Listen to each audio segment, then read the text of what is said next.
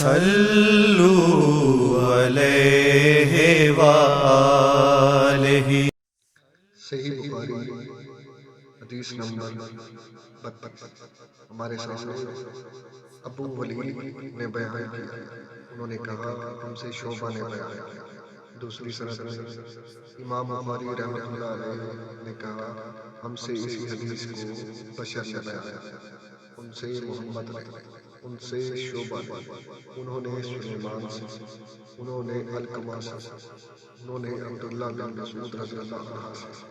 جب سورۃ انعام کی آیت اتری، جو لوگ ایمان لائے اور انہوں نے اپنے ایمان میں گناہوں کی آمیزش نہیں کی، تو آپ صلی اللہ علیہ وآلہ وسلم کے اصحاب نے کہا یا رسول اللہ، یہ تو بہت ہی مشکل کام ہے، ہم میں سے کون ایسا ہے جس نے گناہ نہیں کیا؟ تب اللہ پاک نے سورۃ لقمان کی یہ آیت اتاری کہ بے شک شرک بہت بڑا ظلم ہے۔ صلو